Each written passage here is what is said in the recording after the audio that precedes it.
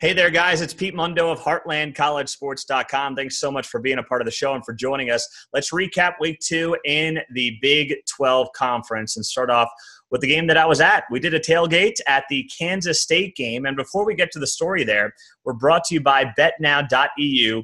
Check it out. We're using these guys to place our Big 12 bets. Promo code Heartland for a 100% sign-up bonus. We're using them. The picks went 5-2 this past week, I believe it was. So a good week 2 for us. Appreciate you guys joining us and hopefully supporting them, which in turn does support us from the grassroots level. So thank you. All right, let's dive into this. K-State, the tailgate was fun. I appreciate a lot of you guys stopping by and showing up and saying that you're enjoying the site. We gave away a ton of koozies, so it was a great time. And we set up there in the East lot. Had the banner going, the banner over my shoulder. Had some drinks, some beers for everybody involved. So we will let you know on any future tailgates we're going to be doing moving forward. We are going to do West Virginia and Texas in November in Austin, and I'm going to try to squeeze in a couple others as well. So we'll keep you posted on that. But the K-State game itself, K-State's a mess right now. This is by far one of the most disappointing teams in the Big 12 through 2 weeks. There's a reason that I liked Mississippi State in this game because Mississippi State has a fantastic, absolutely fantastic defensive line. Montez Sweat, Jeffrey Simmons are the real deal. And Kansas State last week, which was supposed to have a good offensive line, struggled against South Dakota. They were getting pushed around by South Dakota's defensive line. I mean, that's embarrassing.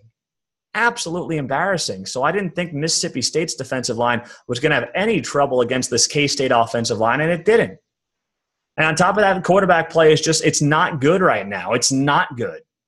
You have Skylar Thompson and Alex Delton, and they both are struggling mightily. You want to say it's the line's fault? It might partially be, but that does not change the fact that this team is inept on the offensive side of the ball right now. They've scored 6 points in the first half of their 2 games combined, and they can't get anything going. They can't, and the defense is not a traditional Kansas State Bill Snyder defense. It's not. So it's disappointing to see this team where it is. I was hoping it'd be better, but it's simply not right now. It's not better, and it does not look very good at all. Let's go on down the line from there, though. Let's go to Baylor. That UTSA win looked better on paper than it was, and there are still concerns on the defensive side of the ball. But in the end, you look at Baylor, you say Matt Rule right now has won twice as many games as last year. He could be 3-0 if he beats Duke this weekend going into the Big 12 play. And that has to have Baylor fans excited, happy, and content. Let's just be honest, and let's call it how it is for Baylor. You're building something. It's a progression, and you got to be happy. Hey, how about the Kansas Jayhawks? The Kansas Jayhawks pick up a nice victory, a road win, first time in 46 games. First time since 2009, September 12th of 2009, KU wins a game against Central Michigan. And I'm going to pair Kansas with Texas Tech right now. 2 teams, 2 coaches in David Beatty and in Cliff Kingsbury that are both squarely on the hot seat. They are. We all know it. And they both did what they had to do yesterday in getting massive wins. They had no choice, especially David Beatty. I would have argued that David Beatty, you could have said, leave the guy on the tarmac at Central Michigan if he lost that game yesterday, because I argued last week he should have been fired just because it's time to move on. But he still got the job, and he got a win, and he snapped that road losing streak, so kudos to him. It doesn't change the fact that I don't think he's the guy for this team or for this program. I don't know who is. I mean, at this point, it's a very difficult job, but I sure as hell know you can't continue with David Beatty. You just can't do it. But they got the win. Power to them. Now it's time for Rutgers. Iowa State is a real concern right now, especially what they have going on offense. The offensive line got eaten alive by Iowa. It was ugly. And the fact that the defense is so good, and I thought they would be the best defense in the Big 12. They're damn good. But let's be honest. The offense stinks, and it's not just because Kyle Kempt was taken out of that game. It's not. It's got a lot more to do with the fact that the offensive line can't get itself going. It just can't. It's struggling far more than I thought it would with some of the guys that they had coming back. I know players like Jake Campos are gone, but you still have a lot of good players there, Julian Good-Jones and whatnot. So I'm disappointed right now. This team puts 3 points on the board in its opening drive. Can't put a single point on the board the rest of the game. It's bad right now for that Iowa State offense. And who knows what's going on with Kyle Kemp. Zeb Nolan did not look great in relief. But you should be concerned right now with this offense as an Iowa State fan. I would be, and I am very concerned. 19 rushing yards on 25 carries, it's unacceptable. It's totally unacceptable. And if this team wants to compete near the top of the Big 12, that's got to get fixed ASAP. It just does. Now, let's continue here and let's chat about Oklahoma. This Oklahoma team's the real deal. I mean, there's no other way to put it. These guys are unbelievable, not just on offense anymore, but on defense too. I mean, they are finally, they got the players that Mike Stoops has been looking for on that side of the ball in the secondary, in the linebacker position. Kenneth Murray just keeps getting better. He's a very special player, and there's so much to like about what this OU team is doing. This defense, the past 3 years, Baker Mayfield might have his national championship that eluded him at OU. I feel really strongly about that. And the Big 12 in general, when you look at it, it's becoming OU, maybe West Virginia, maybe TCU, and then it's everybody else. That's what it's looking like right now. It is. I'm sorry, it is.